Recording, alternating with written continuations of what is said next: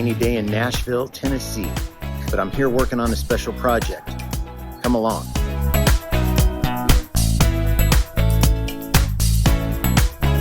So today I'm here at Brentwood Baptist Church just south of Nashville, and we're going to talk with their production staff about NETGEAR AVL switches and how they're using NETGEAR in their AVL setup and just what NETGEAR allows them to do on a weekly basis in their worship services. I'm here with Darby Gilmore, who's on the staff here. What is your role on the staff? So my role here is central production systems engineer. So basically I go around to all of our campuses, make sure that everything functions smoothly. So kind of the back end of everything. Yeah. 9 locations in all in Middle Tennessee. Correct. Wow.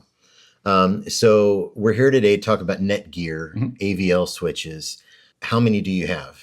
So we've got 8 switches in this building, mainly for our worship center area, and we've got a few up in our broadcast audio and video suite. Gotcha. And were you here when those were installed, or did you inherit those? Yeah. So we installed those back in 2021. We did a renovation at that time. Room was built in 2002. Yeah. We were still running with a lot of that existing infrastructure. So we really wanted a solution that was going to bring us into a more networkable, flexible kind of environment. Yeah. So looked at a bunch of different options at the time, ended up landing on NETGEAR for that renovation. Yeah. And tell me, when you were looking at the different options, what set NETGEAR apart? The biggest thing for me was the ease of use. I think, a lot of switches, people use Cisco switches in a ton of these installs, but you kind of have to know a little bit about networking. You kind of have to be a little bit of a network engineer to make that happen. And that's not really any of us here. I'm an audio guy by trade. We've got some video guys. We've got some lighting guys. None of us really know all that much about networking. So we do what we can to make it work. And the beautiful thing about NETGEAR is that they've made an interface through the AV line switches that makes it so simple to operate when you just know that little bit that we all have to know. Yeah. It is maybe as close to plug and play as you can get in that arena. I think so. Yeah. It's just, you go and you select what you want each of your different VLANs to be, and then you plug it all in and it works. It just does it. It just does its magic. That's the good part. So what has been the result since you installed these NETGEAR switches?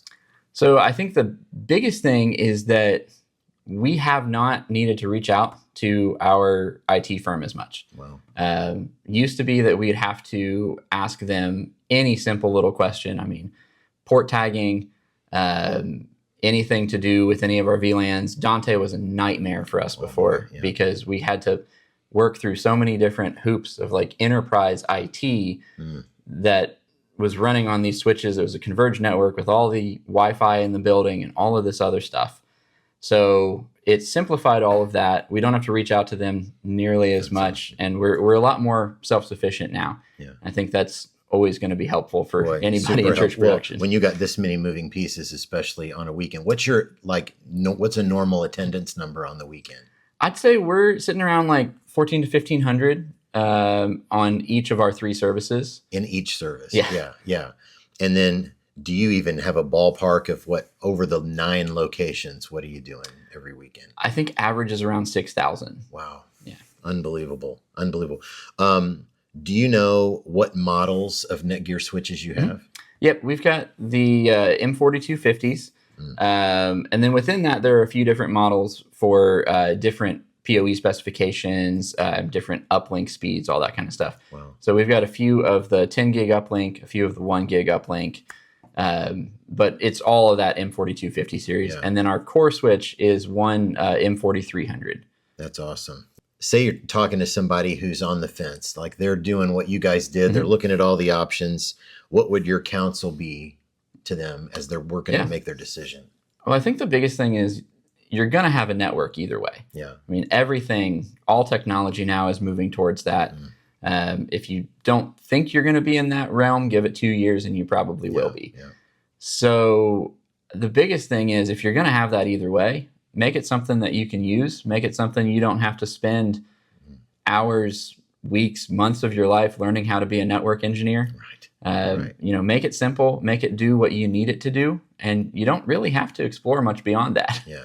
Well, and in the local church world, especially, like if you can like check the box, okay, NETGEAR has us covered. I can focus on people. I can focus on leading my team. I can focus on the important ministry aspects of what I'm here to do.